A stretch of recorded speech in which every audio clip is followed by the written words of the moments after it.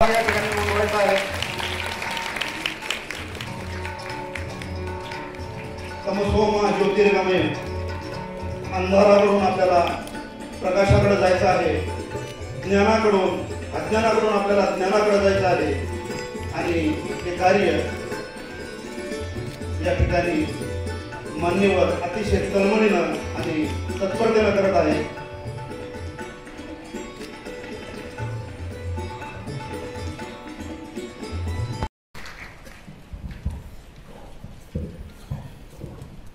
आज दयानंद सभागृह लातूर या ठिकाणी ज्युनियर IAS कॉम्पिटिशन 2021-22 चे राज्यस्तरीय पारितोषिक वितरण समारंभामध्ये उपस्थित डॉक्टर नरेश चंद्रजी काठवडे साहेब, मंचावर उपस्थित जिल्हा परिषदचे कॅफो डॉक्टर रत्नदास जवळगेकर साहेब, उपस्थित श्री गायकवाड साहेब, ज्यांचे संकल्पनेने हे कार्यक्रम होत आहे असे श्री ओम प्रकाश जाधव साहेब, माझ्या समोर बसलेले विशेष करून इतर जिल्ह्याचे पण आलेले लोक, सर्व पालक, सर्व विद्यार्थी, सर्वप्रथम मी जेवढे मुलं आणि जेवढे स्टुडंट्स ज्यांना आज पारितोषिक भेटत आहे त्यांना मी त्यांचे अभिनंदन करतो।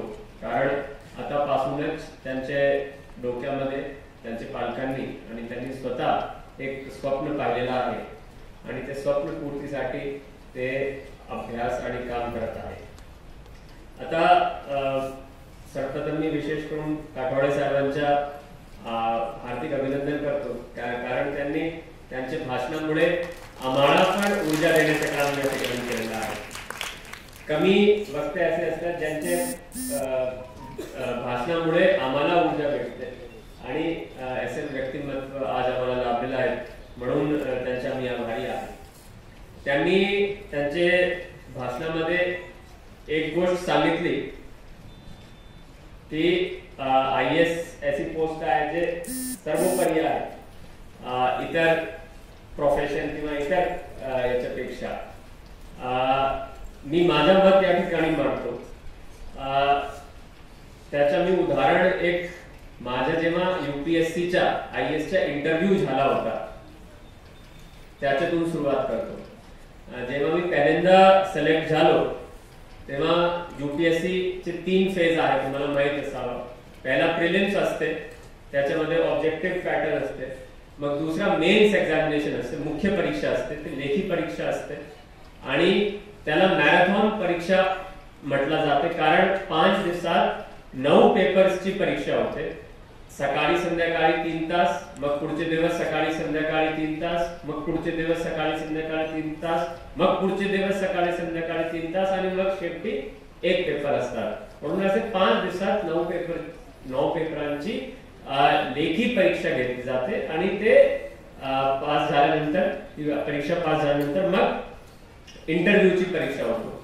तर जेव्हा माझा इंटरव्ह्यू होता तर एक प्रश्न जे सर्वांना विचारला जाते, माझे इंटरव्ह्यू पॅनलचे चेअरमॅन श्री DK दिवान सर होते, ते वाईस ॲडमिरल पदावरून रिटायर झाले होते। अति विशिष्ट सेवा मेडल, परम विशिष्ट सेवा मेडल ते जिंकलेलं होतं त्यांनी। आणि गेल्यानंतर मी बसलो तेव्हा मी म्हणजे कॅन्डिडेट होतो। बसल्यानंतर त्यांनी मला एक प्रश्न विचारला जे अजूनही म्हणजे मला विसरत नाही। त्यांनी मला विचारला, why do you want to become an IAS officer.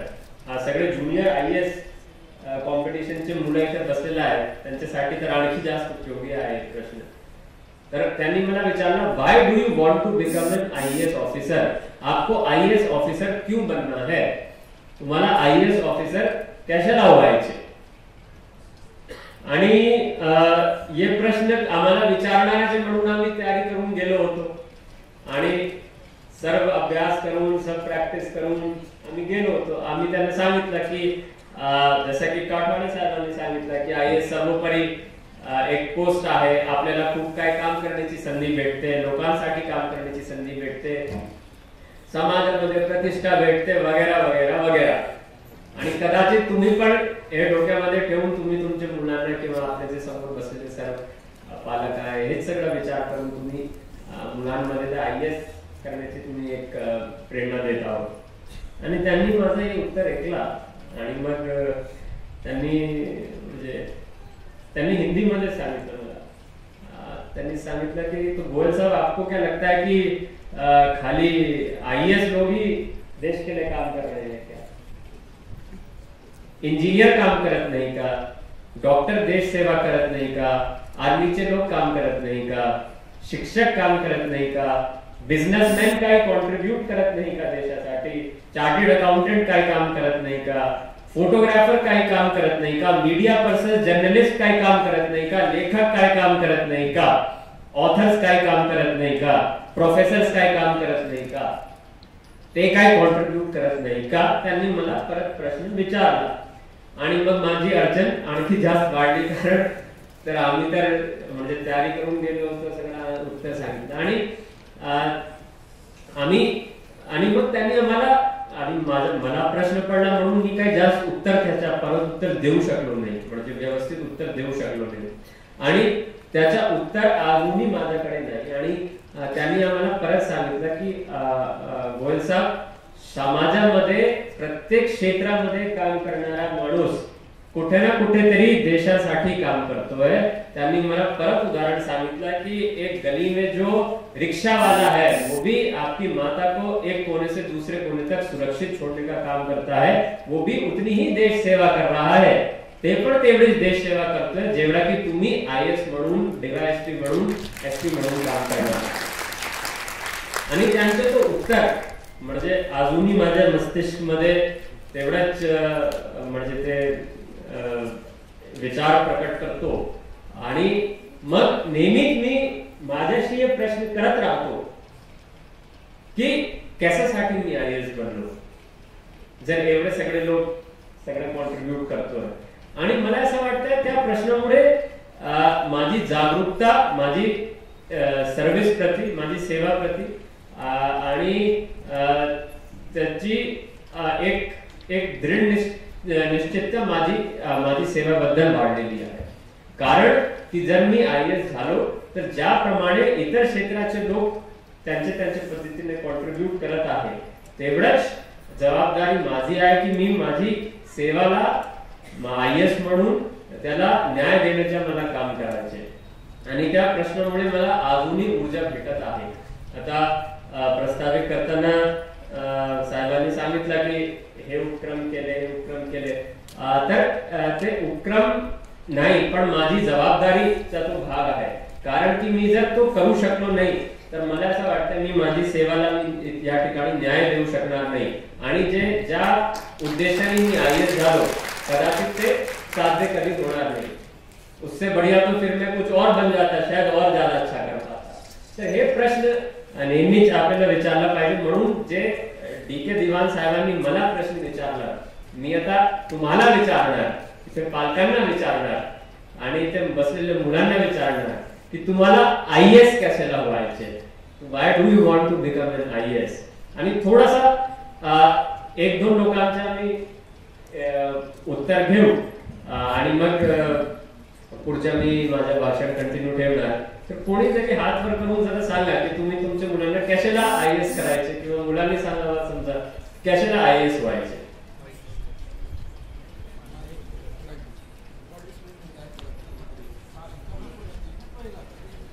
कोणी उत्तर देऊ शकतो.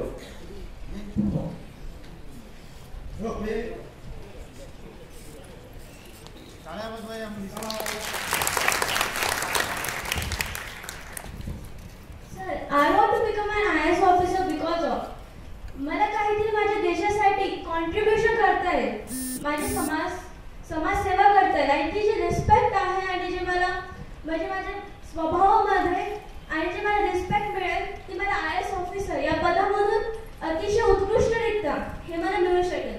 त्या कारणे मला IAS ऑफिसर बनायचे आहे. Okay, good. तर मला यांच्या उत्तरातून असंच वाटतं की हेच सर्वांचे सारखेच कारण असणार आहे. म्हणून माझी सर्वांना परत एकदा विनंती राहील की जरी तुम्हाला मुलाला IAS व्हायचे, तुम्हाला त्याला प्रोत्साहित करायचे. तर नेहमीच त्यांच्या मनामध्ये तुम्ही हे त्यांना प्रोत्साहित करत चला, त्यांना आठवण करत देत चला की IAS कशाला व्हायचे आणि IAS झाल्यावर आपली काय जबाबदारी राहणार आहे. याचं कारण असं आहे की फक्त IAS होऊन आपला काय उपयोग नाही. IAS झाल्यानंतर जे आपल्याला विविध प्रकारचे पोस्ट भेटणार, त्या पोस्टच्या माध्यमातून तुम्ही कशा प्रकारे कॉन्ट्रीब्यूट करू शकणार, लोकांची सेवा करू शकणार, त्यांना विविध प्रकारची सेवा देऊ शकणार, ते जास्त महत्वाचं आहे. म्हणून why do you want to become an IAS हे जोपर्यंत तुम्हाला ठोस प्रमाणे उत्तर भेटणार नाही तोपर्यंत तुम्हाला नाही परीक्षामध्ये उत्तीर्ण होता येणार, नाही तुम्हाला परीक्षा उत्तीर्ण झाल्यावर कामामध्ये मजा येईल. म्हणून आपल्याला नक्कीच या प्रश्नाचं उत्तर स्वतःला आणि आपल्या पालकाला द्यावं लागेल असं मला वाटतं. दुसरा माझा एक भाग आहे भाषणचा, तो आहे की आता आम्ही असं ग्राह्य करू की आमच्या समोर जेवढे पालक बसले, मुलं बसले, त्यांनी एक ध्येय निश्चित केलेला आहे की त्यांना स्पर्धा परीक्षेमध्ये जायचे, IAS व्हायचे, IPS व्हायचे. आणखी बरेचसे सेवा आहेत UPSC मार्फत, जसे की रेल्वेज, इन्कम टॅक्स, कस्टम्स, काही स्टेट लेवलची परीक्षा असतात, MPSC, banking, PSI etcetera etcetera. हे सगळं करताना आपल्याला खूप काही अभ्यास करावा लागणार आहे. पण अभ्यास करताना नियमबद्ध आणि टाइम म्हणजे वेळाच्या प्रमाणे अभ्यास करणं गरजेचं आहे. आणि त्याची जर अंमलबजावणी तुम्ही आतापासूनच केली तर जेव्हा तुम्ही परीक्षेला बसणार 11वी 12वी मध्ये आणि नंतर UPSC ची परीक्षामध्ये, तर तुम्हाला थोडंसं सोपं जाईल असं मला वाटतंय. या ठिकाणी मी उदाहरण देणार फुटबॉलचे गेमचा. फुटबॉल कोणी खेळते इथे मुलं? ओके. तर फुटबॉलचे गेम जर तुम्ही पाहिला तर त्यांची रणनीती जी असते, फुटबॉलचे गेम मध्ये एक वैशिष्ट्य असं आहे की 1.5 तास संलग्न रनिंग करावं लागते. म्हणजे इकडे तिकडे 1.5 तास रनिंग करावं लागते. आणि त्यांचे जे कोचेस असतात, त्यांचे जे गुरु असतात, ते प्लेयर्सला जवळपास 2 तास संलग्न धावण्याची ट्रेनिंग देतात. त्याचा अर्थ असा आहे की जर त्या प्लेयरला 2 तास संलग्न धावता आला प्रॅक्टिस मध्ये, तर तो 1.5 तासामध्ये तो थकणार नाही आणि 100% कॅपॅसिटीने ते त्या ठिकाणी कॉन्ट्रीब्यूट करू शकणार. जर त्यांनी अभ्यासच 1.5 तासाचा केला, त्यांनी प्रॅक्टिसच 1.5 तासाची केली, तर मेन गेम मध्ये प्रेशर म्हणा किंवा इतर गोष्ट म्हणा, ते 1.5 तास संपूर्ण 100% प्रतिभा 100% कॅपॅसिटीने ते परफॉर्म करू शकणार नाही. म्हणून आपल्याला अभ्यास करताना पेपर आपल्या 3 तासाचे असते. इनफॅक्ट मेडिकलचे, नीटचे, IITचे आणि शेवटी परीक्षाचे MPSC किंवा UPSC म्हणा, प्रत्येक पेपर 3 तासाचेच असते. आता मी जेव्हा मुलांना पाहतोय, कुठल्याही मुलाला आज रोजी 3 तास संलग्न बसून अभ्यास करता येत नाही. त्याला सगळं येते, पण एकाच ठिकाणी 3 तास बसायचे आणि सगळं बंद करून, कमरा बंद करून, मोबाईल सगळं बंद करून 3 तास बसून अभ्यास करता येत नाही. आणि आपल्याला तो एवढी मोठी परीक्षा जिंकायचे. म्हणून आपल्याला आजपासूनच आपल्याला एक निश्चय करावा लागेल की आजपासून जोपर्यंत परीक्षामध्ये बसणार, जेव्हा जेव्हा ते अभ्यास करेल, तर किमान दिवसात तुम्ही 3 तासाचा अभ्यास करा, पण ते 3 तास तुमचे संलग्न अभ्यासाचे असले पाहिजे विथ फुल कॉन्सन्ट्रेशन. 15 मिनिट, मग 10 मिनिट ते फिरायला गेला, मग येऊन बसला, अर्धा तास केला अभ्यास, मग गेला, मग अर्धा तास येऊन बसला, त्याला अभ्यास होईल, पण परीक्षेमध्ये त्याला उत्तीर्ण होता येणार नाही. कारण त्याची इफेक्टिव्हनेस, कॅपॅसिटी, परफॉर्मन्स त्या ठिकाणी इफेक्ट होणार. म्हणून माझं तर असं मत आहे, माझ्या तर गुरुजींनी असं सांगितलं होतं की 3 तासाच्या अभ्यासात 3.5 तास हिलायचेच नाहीये. एकदा बसले टेबलावर 3.5 आवर्स मिनिमम. पाण्याची बाटली सोबतच ठेवायचे, बिस्किट ठेवायचे, सोबतच ठेवायचे, कमरा बंद करायचे आणि त्या खुर्चीतून उठायचं नाही. 3.5 तास संपल्यावर अलार्म वाजेल, तुमचं जेवण झालं मग उठायचे. तेवढी सिटिंग कॅपॅसिटी तेवढी अभ्यास करण्याची कॅपॅसिटी आपल्याला प्रॅक्टिस करावं लागेल आणि याला वेळ लागेल. हे काही 10 दिवस 15 दिवस 20 दिवसाचे खेळ नाहीये. हे तुम्ही जर हे अभ्यास 1 वर्ष 2 वर्ष 2.5 वर्ष 3 वर्ष केला तर तुम्हाला हे प्रॅक्टिस, मग 3 वर्ष नंतर तुम्हाला 3.5 तास आरामात व्यवस्थित बसता येऊ शकेल. म्हणून आपल्याला या प्रकारे प्लॅनिंग ची पद्धतीशी आपल्याला अभ्यास करावा लागेल. दुसरा मला वाटतंय की जसं की काटवाडे साहेबांनी सांगितलं, यूपी आणि बिहारचे मुलं फार सक्सेस रेट त्या ठिकाणचे आहे. फार मुलं UPSC आणि स्टेट सर्व्हिसेस मध्ये सिलेक्ट होतात. त्या ठिकाणी एक कल्चर पण आहे. जसं तुम्ही म्हणत होते की म्हणजे अगदी लहानपणापासून मुलांमध्ये एक असते, आम्हाला UPSC द्यायचे, PCS एक्झामिनेशन मध्ये बसायचे. तेवढा कल्चर आपल्या महाराष्ट्रामध्ये कदाचित नाही. तुम्ही असं म्हटलं की लातूर किंवा नांदेडमध्ये डॉक्टर, इंजिनियर आणि त्या ठिकाणचा थोडासा क्रेज जास्त आहे.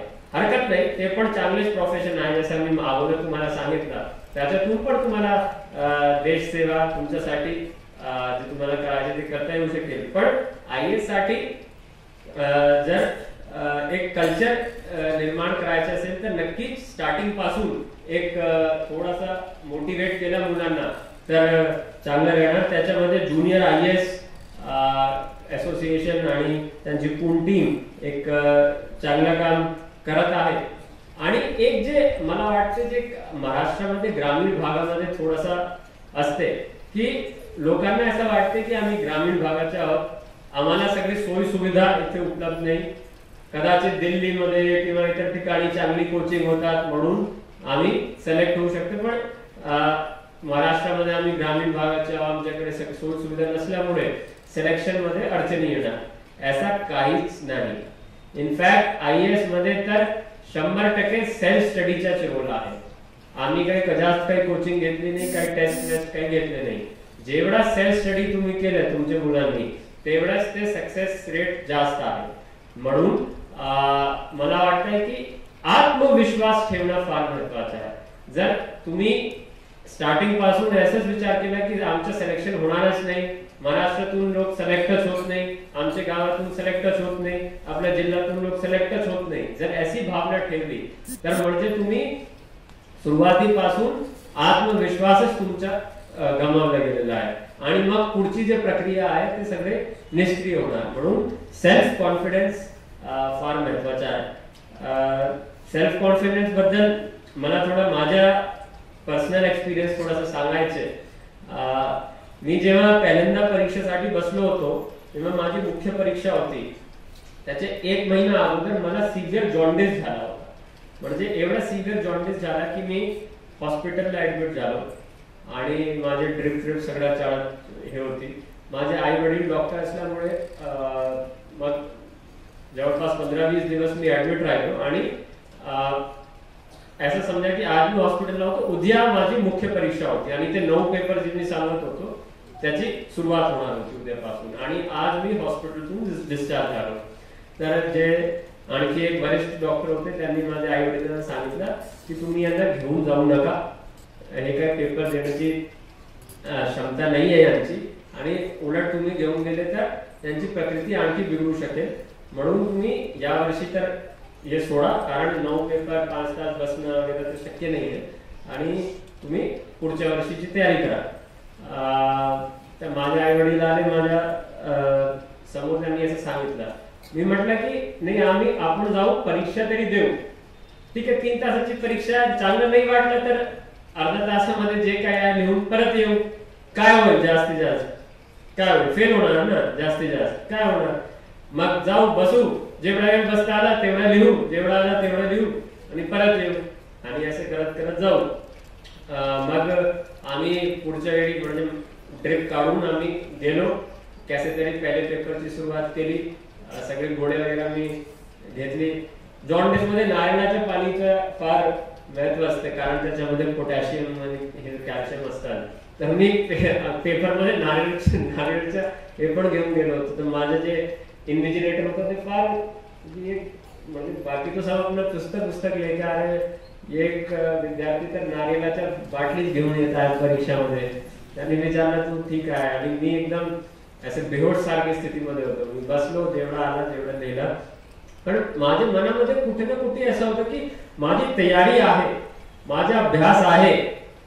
3 नाही, मला 2 तास जरी दिले तरी मी काहीतरी लिहून पास होऊ शकतो, है ना.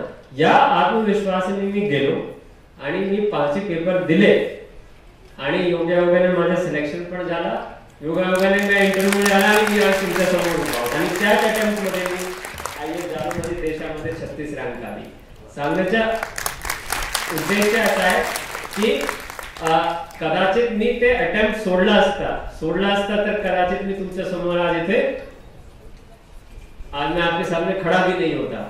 पण कुठेतरी आत्मविश्वास ठेवला, माझे आई वडिलांचे सपोर्ट, इतर लोकांचा सपोर्ट राहिला, म्हणून आम्ही जिंकलो. म्हणून आत्मविश्वास ठेवणं फार महत्वाचं आहे. आणि याच्याशी निगडीत मी तिसरी बाबीवर येतो आणि I will link to the first part की आम्ही जेव्हा उत्तीर्ण होतो तेव्हा आम्हाला असं वाटते की आम्ही आमची मेहनतीने उत्तीर्ण झालो, आम्ही किती अभ्यास केला, हे आमचं आहे, मैं ये तर मी केलेला आहे, दिस इज माय अचीवमेंट. पण जर तुम्ही थोडासा विचार केला, आणि मी माझ्या उदाहरणामध्ये असं बघतोय की जर मी विचार केला तर माझे सक्सेस मध्ये फार काही माझा फक्त रोल नाही आहे. ते जे डॉक्टर ज्यांनी मला ट्रीट केला 15 दिवस, त्यांचा किती महत्वाचा रोल आहे की आज मी उभा आहे. माझे आई वडिलांचे किती महत्वाचा रोल आहे.